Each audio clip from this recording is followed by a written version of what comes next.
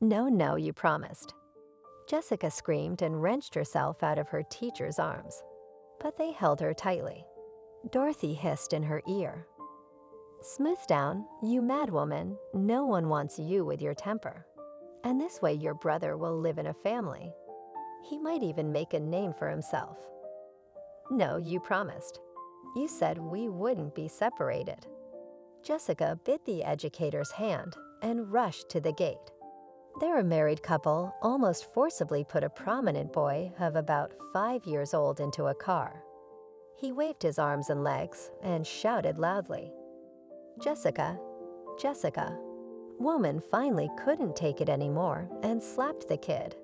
The man grabbed his arm. "What are you doing?" But she was already frightened and pressed her hands to her chest. While Charles kept quiet in surprise, the man quickly got him into a chair and strapped him in. The car rattled from its seat as Jessica finally reached her. She grabbed the mirror, something else, and the car, picking up speed, dragged the girl along. The man behind the wheel could see her, but he didn't stop, hoping she'd fall off his car. From the back seat, a woman stared at her in horror, while Charles screamed and pounded his fists on the window. Finally, the man lowered his window and forcefully threw the girl away from the car. Jessica fell, bumping her head painfully, and the gas-guzzling car disappeared behind the houses. "Jessica, what is this?" An educator and the director of the orphanage ran up to her. Jessica looked silently at where her brother had been taken. They had been taken to the orphanage after the fire. Jessica was able to get her brother outside through the window because their room was the last place the fire had reached. No one else escaped. At first they were in the hospital. They were even put in the same room because Jessica didn't let her brother's hand out of hers for a second, and he kept pressing everything to her and crying. It took a long time to find any relatives, but after they couldn't find anyone, they sent them to an orphanage. On the first day, Jessica threw a tantrum. Or rather, Charles cried and Jessica screamed and argued with the director of the orphanage. "We can't be separated. You know we can't." "Oh, don't you understand? There are rules here at the orphanage. Charles has to room with the boys, and you have to room with the girls." But Jessica kept saying, "We can't be apart. We can't be apart. We have to be together."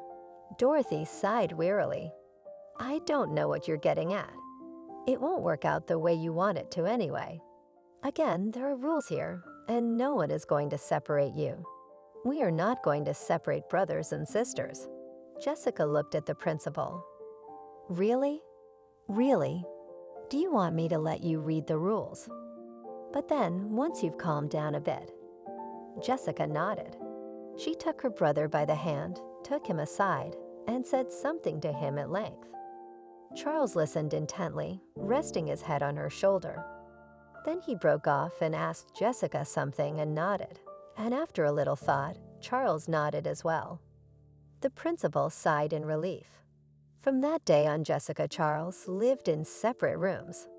They were separated only at night, yes, when Jessica was in class. But Charles, who was about to turn 5, seemed to have an internal clock 10 minutes before his sister came home from school, sticking his nose to the window.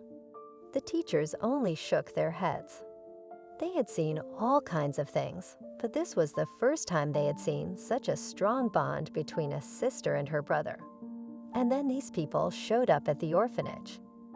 No, people showed up quite often, but these people, as soon as they arrived, immediately started hanging around Charles. Jessica wasn't worried. After all, the principal had firmly promised her that they would not be separated. Jessica needed to eat. The nurse and the medic stood by her bedside. For the second day, she did not get up, did not eat, did not drink. It was unclear whether she was sleeping. The girl just did not move. It was no longer possible. She needed to be lifted. The caregiver and her colleague looked at each other and sat Jessica down forcibly in her bed. The girl sat for a minute, then her eyes rolled and she collapsed. 10 minutes later, an ambulance was taking her away. She never returned to this orphanage, but was sent to another. She was sent to another orphanage where children with various health problems lived. Jessica could no longer speak.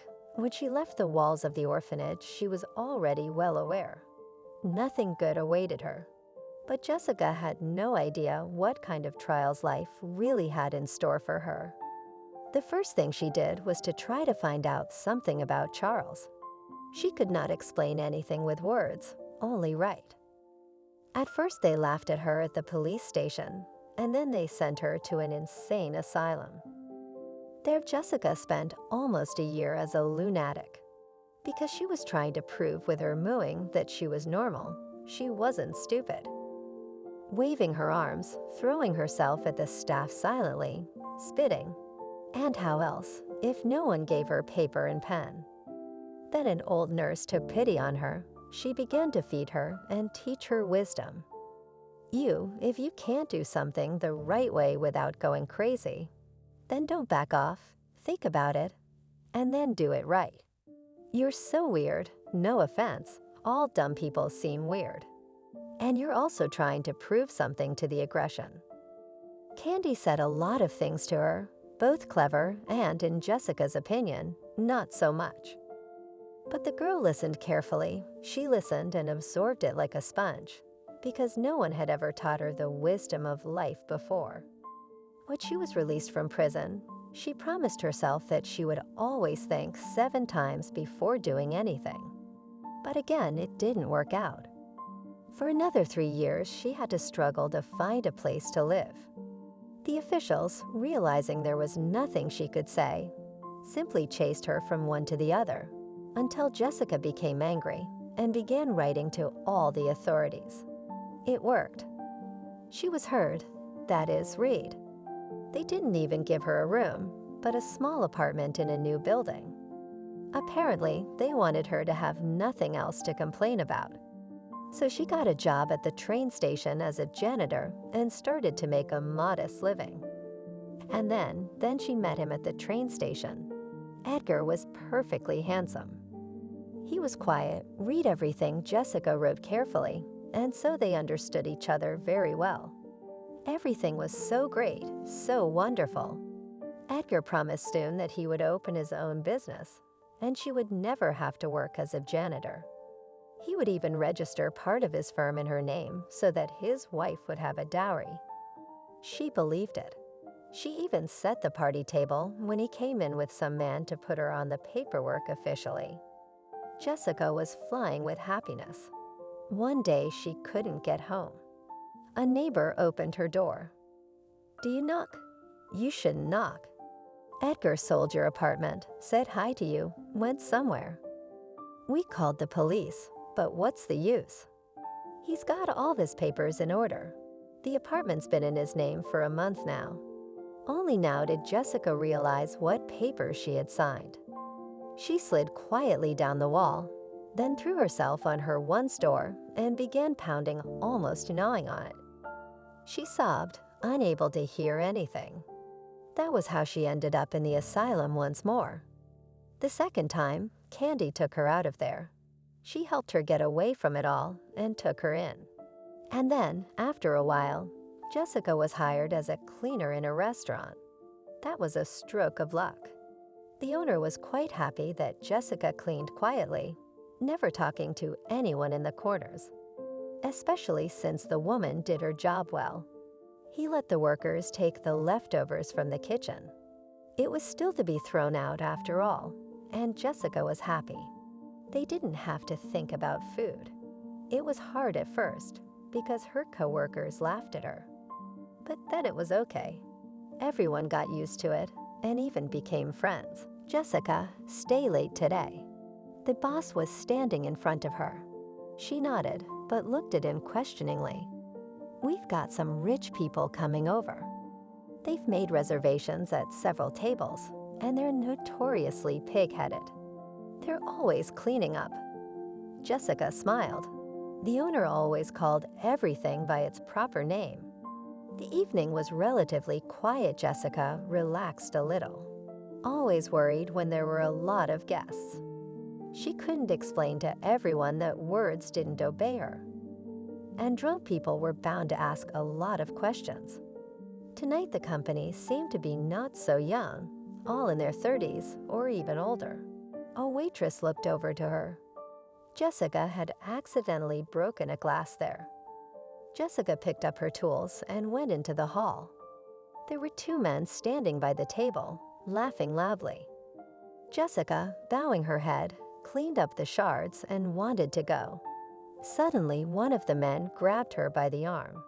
"Woman, wait. Answer us, what was the first chicken or the egg?" The young man's opponent waved his hand. "Charles, what do you put on people?" But the man in the very expensive suit shook his head negatively. He was quite tipsy. "No, here's what I want the opinion of an outsider." Jessica was silent, staring at the floor. "Why are you so quiet?" And Charles was breaking up. He was not accustomed to not being answered, especially some cleaning ladies. A waitress jumped up to them. "Stop it. She's mute." Charles froze for only a moment. He turned Jessica sharply toward him. "Mute? Why didn't you say so?" Jessica stared into his eyes. She turned so pale that she thought she was going to collapse in a second.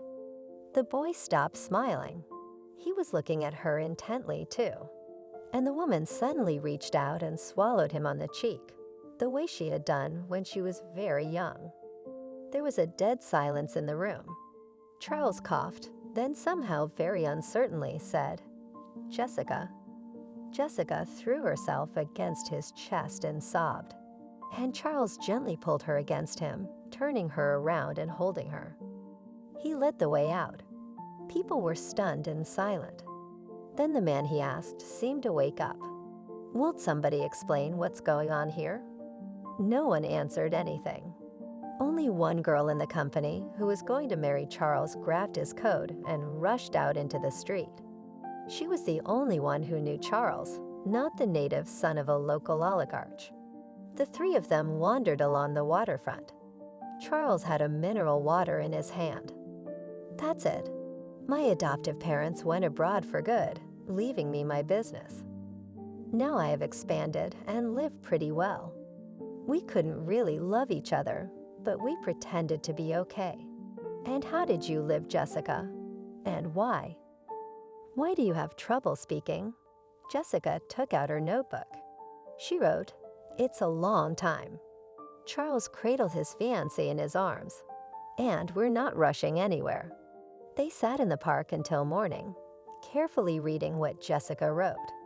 Several times Charles jumped up, did a few laps around the bench, let off some steam, and then sat down again and read the letters. When it started to get light, he became, "To be honest, I'm cold and I don't know why we're still here and not at home." His fiancée laughed. "It really is warmer at home." Jessica stood up. She hated to let little Charles go, but she knew he had a whole different life.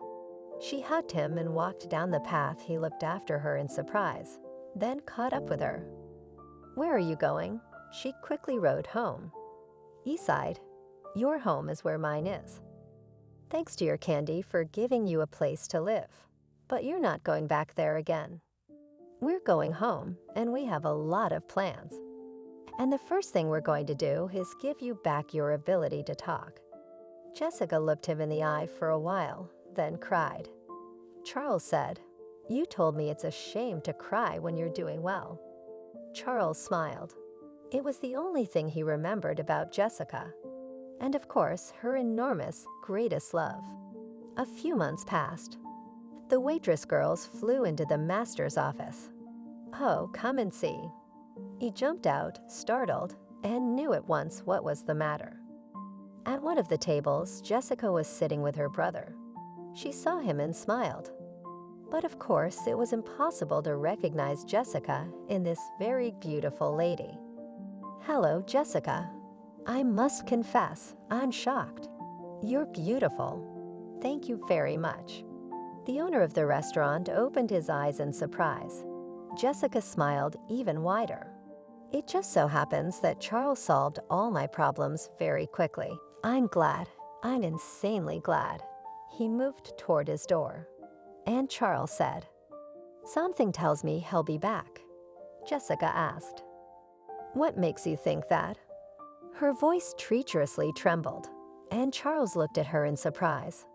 In the same second, the owner of the restaurant was standing next to them. "Jessica, would you mind going to the movies with me?" Charles turned away so that none of the couple would notice his smile.